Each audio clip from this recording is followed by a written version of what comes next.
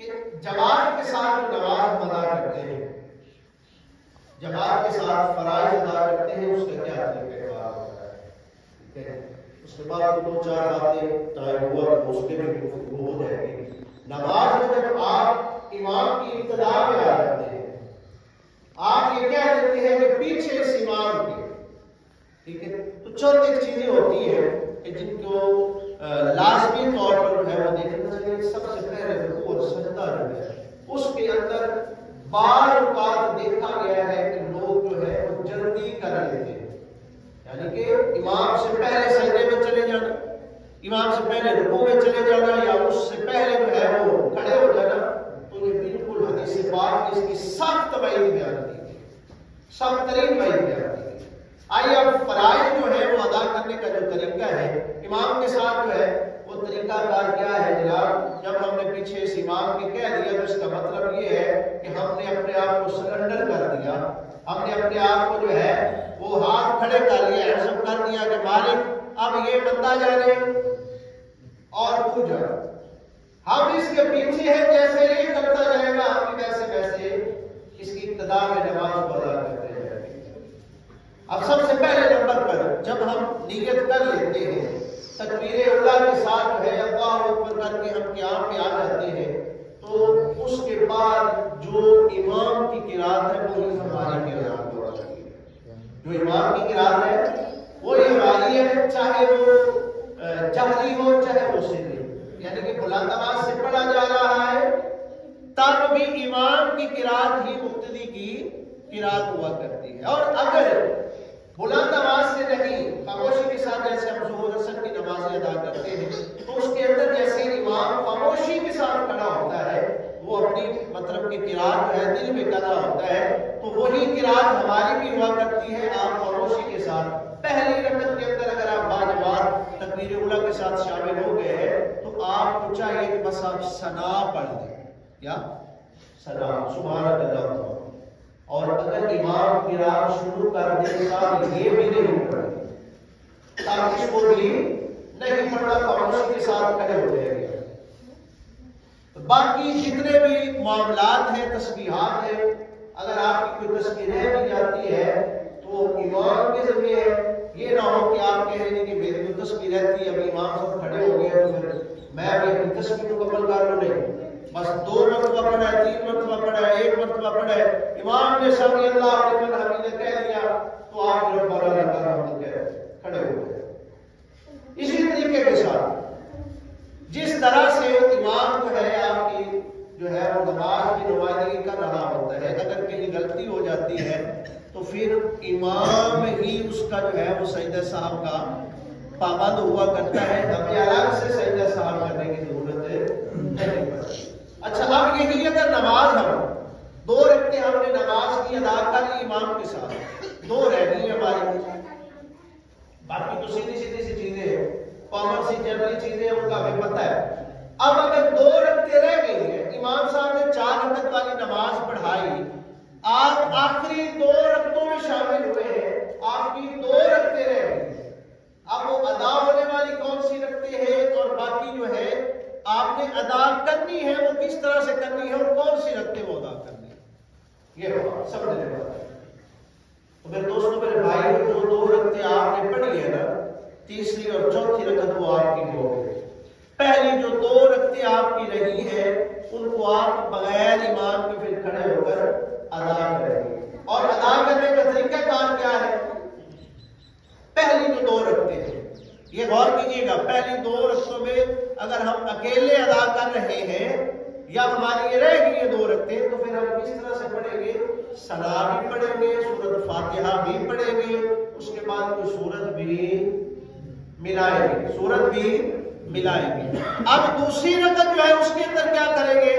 سورہ فاتحہ کو پڑھیں گے، تلاوت کریں گے، اور اس کے بعد کوئی بھی سورت اس کے ساتھ ملائیں گے، تو اس طرح سے ہماری یہ 4 رکعتیں جو ہے یہ مکمل ہو جائے گی۔ اور اگر 4 رکعتیں ہی رہ گئی امام کے ساتھ نہیں، آپ تنہا نماز ادا کرنا چاہ رہے ہیں، تو پھر 4 رکعتیں جو ہے فرض کی اس کو ہم کیسے ادا کریں گے؟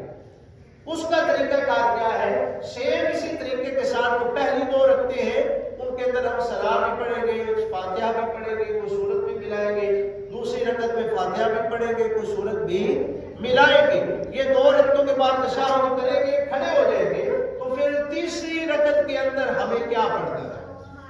فرض کی باقی تیسری اور چوتھی رکعت کے اندر ہمیں کیا پڑھنا چاہیے کہ ہماری نماز مکمل ہو جائے؟ ہمارے لیے ضروری ہے میرے دوستوں، میرے بھائیوں، میرے عزیزوں، میرے بچوں، یہ ہم سورہ الفاتحہ کو الحمد شریف جو ہے یہ صرف اور صرف یہ پڑھیں گے، کوئی سورت نہیں ملائیں گے، کچھ بھی اور نہیں پڑھیں گے، سورت فاتحہ پڑھیں گے، رکوع اور سجدہ کریں گے، باقی چیزیں چوتھی رکعت میں بھی صرف سورت فاتحہ پڑھیں گے، اس کے علاوہ کوئی چیز بھی نہیں پڑھنی۔ یہ ہے 4 رکعتیں جو ہم فرض ادا کرتے ہیں، آگے سمجھ لیجیے۔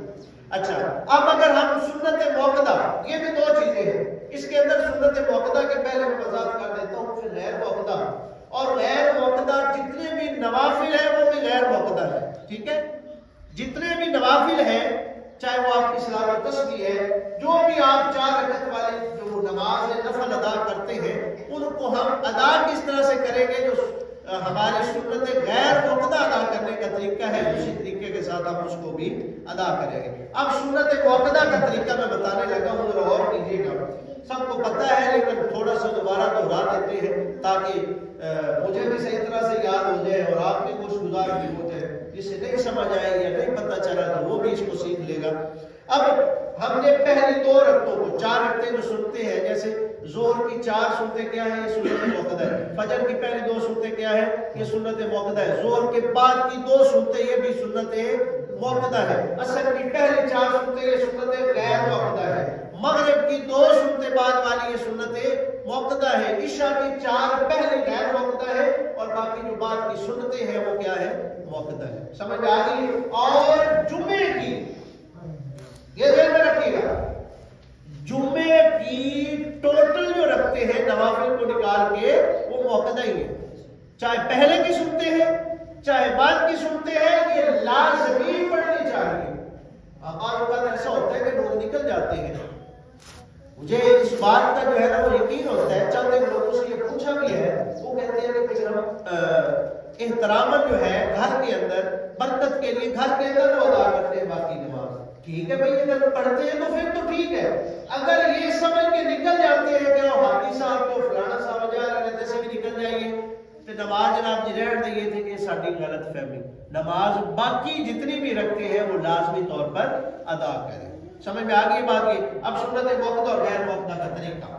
اب سنت موقدہ کو ادا کرنے کے لیے سب سے پہلے نمبر پہ جناب یعنی کہ ہمارے پہلی رکعت جو ہے اس کے اندر صلاۃ الحمد شریف، اس کے بعد کوئی سورت ملائیں گے، دوسری رکعت کے اندر سورت الفاتحہ اور ساتھ میں کوئی سورت ملائیں گے۔ اب ہم تشہد بیٹھ گئے، اتحیات بیٹھ گئے، اتحیات بیٹھ گئے۔ اب اتحیات بیٹھے ہیں، صرف ہم نے یعنی کہ تشہد ہی پڑھنی ہے، اتحیات ہی پڑھنی ہے، پڑھ کے پھر ہم نے اللہ اکبر کر کے کھڑے ہو جانا ہے۔ تیسری رکعت کو جو ہے وہ ادا کیسے کیا جائے؟ اب یہاں پر تھوڑا سا فرق جو ہے سنت موقدہ اور غیر موقدہ کے اندر، فرض کے اندر۔ اب تیسری رکعت کے اندر میرے دوستوں میرے بھائیوں ہم سورت الفاتحہ کو پڑھیں گے اور ساتھ میں کوئی سورت ملے گا۔ فرض میں فرق ہو گیا، سنت موقدہ اور فرض میں یہ فرق ہو گیا۔ فرض کی آخری 2 رکعتوں میں ہم نے صرف کیا پڑھنا ہے؟ سورہ الفاتحہ، اور باقی یہ جو سنت موقدہ ہے اس کے اندر تیسری رکعت کے اندر ہم سورہ الفاتحہ پڑھیں گے اور ساتھ میں کوئی سورت ملا دیں گے، چوتھی رکعت کے اندر بھی سورہ الفاتحہ پڑھیں گے اور ساتھ میں کوئی سورت ملا دیں گے۔ اس طرح سے یہ 4 رکعتیں جو ہماری سنت موقدہ ہے جن کو تاکیداً ادا کرنے کا حکم دیا گیا ہے یہ ہماری ادا ہو جائے گی، ٹھیک ہے جی۔ اب سنت غیر موقدہ کا طریقہ تھوڑا سا فرق ہے، تھوڑا سا ڈفرنس ہے، یہ آپ کے سامنے رکھتا ہوں۔ پہلی 2 رکعتوں کو ویسے ہی ادا کریں گے جیسے ہم نے فرائض کو ادا کیا، سنت موقدہ کو ادا کیا، یعنی صلاۃ، سورہ الفاتحہ، ساتھ میں کوئی سورت۔ دوسری رکعت کے اندر سورہ الفاتحہ اور اس کے ساتھ کوئی سورت ملے گی۔ اب تشہد بیٹھ گئے، فرائض کے اندر سنت موقدہ کے اندر ہم نے صرف اور صرف کیا پڑھا تھا؟ بولو ذرا، تشہد پڑھا، اتحیات صرف پڑھا، اس کے آگے ہم نے کچھ بھی نہیں پڑھا، نہ ہی پڑھنا تھا۔ دوسری رکعت کے بعد جو ہم تشہد بیٹھتے ہیں، قاعدہ اولا جو ہے یعنی پہلا جو قاعدہ ہے، ایک قاعدہ اخیرہ ہے، قاعدہ اولا یہ قاعدہ اخیلا یہ تو لازم ہے، قاعدہ اولا یہ بھی واجب ہے. اس کو جب ہم ادا کریں گے تو صرف اور صرف تشہد ہم نے پڑھے. اب کیا کریں گے غیر وقتہ کے اندر؟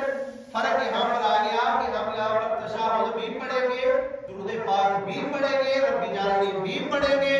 یہ پڑھنے کے بعد پھر ہم تیسری رکعت کے لیے کھڑے ہو جائیں گے. سمجھ میں آ گئی بات؟ یہ فرق واضح ہو گیا. اب تیسری رکعت کے اندر پھر کیا فرق ہے کہ یہاں پر ہم پھر سبحانک اللہم سے پھر شروع کریں گے. یعنی جیسے ہم نے 2 پہلی رکعتیں پڑھی ہیں ویسے ہی 2 اگلی بھی پڑھ دی. فرض اور سنت موقدہ کے اندر فرق تھا، لیکن یہاں پہ کیا ہے اب کہ تیسری رکعت میں سلام بھی پڑھیں گے، سورۃ فاتحہ بھی پڑھیں گے، کوئی سورت بھی ملائیں گے. چوتھی رکعت میں فاتحہ پڑھیں گے، ساتھ میں کوئی سورت ملائیں گے. اس طرح سے یہ ہماری 4 رکعتیں ہو جائیں گی. پھر بیٹھنا ہے تشہد، التحیات، درود شریف، رب جعلنی کا چیز پڑھ کے پھر ہم نے کیا کرنا ہے؟ سلام دینا ہے. یہ ہے جناب محترم نماز ادا کرنے کا طریقہ کہ فرائض کو کیسے ادا کرنا ہے، سنت موقدہ کو کیسے ادا کرنا ہے، سنت غیر موقدہ کو کیسے ادا کرنا ہے. اسی میں میں نے پہلے وضاحت کر دیا کہ جتنے بھی نوافل ہیں وہ بھی سنت غیر موقدہ کے مطابق ہی ادا کیے جائیں گے. جیسے کہ آپ موسٹلی لوگ صلاۃ و تسبیح کا جو ہے وہ اہتمام کرتے ہیں، تو صلاۃ و تسبیح میں بھی یہی ہم کریں گے. یعنی کہ جو ہے وہ التحیات جو دوسری رکعت کے بعد بیٹھتے ہیں وہ التحیات بھی پڑھیں گے، درود پاک بھی پڑھیں گے اور دعائیں بھی پڑھیں گے، اور تیسری رکعت کے اندر پھر سورہ یعنی کہ ثنا سے شروع کریں گے. تو سیم اسی طریقے کے ساتھ سنت غیر موقدہ کے اندر ہے فرض، سنت موقدہ اور سنت غیر موقدہ. یہ 3 چیزیں. اور ایک ہے وتر کی. وتر کے لیے بھی اب آپ امام کے پیچھے پڑھ رہے ہیں، جیسے کہ آج کل نماز تراویح کے ساتھ یہ ہوتا ہے. عموماً جو ہے یہ نماز تراویح کے ساتھ خاص ہے، مختص ہے. یعنی کہ رمضان المبارک میں ہم نماز تراویح ادا کرتے ہیں تو ساتھ ہی ہم وتر بھی ادا کرتے ہیں. ٹھیک ہے، لیکن فضیلت والا اور افضل عمل یہی ہے کہ اس کو تہجد کے ساتھ جو ہے ملایا ہے. تہجد کے ساتھ میرے مصطفیٰ علیہ الصلوۃ والسلام کا معمول تھا، آپ علیہ الصلوۃ والسلام کا یہ معمول مبارک تھا کہ آپ اکثر جو ہے نماز وتر کو نماز تہجد کے ساتھ ادا فرمایا کرتے ہیں.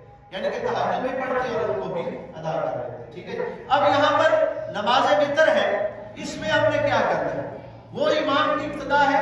ہاں، جب ہم تیسری رکعت میں کوئی بھی سورت پڑھ لیں گے، سورت فاتحہ کے بعد کوئی بھی سورت پڑھ لیں گے، اللہ اکبر کریں گے جب ہم، تو پھر ہم نے دعائے قنوت جو ہے وہ خود پڑھنی ہے. دعائے قنوت نہیں چھوڑنی. یہ امام صاحب کی دعائے قنوت جو ہے وہ امام صاحب کی ہے، آپ بھی دعائے قنوت کو پڑھیں گے. سمجھ میں آگے بات؟ تیسری رکعت کے بعد جب ہم یہ کھڑے ہوتے ہیں اور یہ دعائے قنوت جو ہے وہ پڑھا کرتے ہیں امام صاحب، تو آپ بھی دعائے قنوت کو تلاوت کریں گے، دعائے قنوت کو آپ بھی پڑھیں گے. بس یہ چیز ہے. اس کے علاوہ جو ہے باقی جو 2 رکعت کی ہے وہ تو اسی کے اندر ہی آ گئی ساری چیزیں. اس کے علاوہ اگر کوئی نماز کے حوالے سے کوئی سوال ہو، کوئی بات اگر مائنڈ میں ہو اور آپ پوچھنا چاہ رہے ہو. جی فطرانہ. اچھا.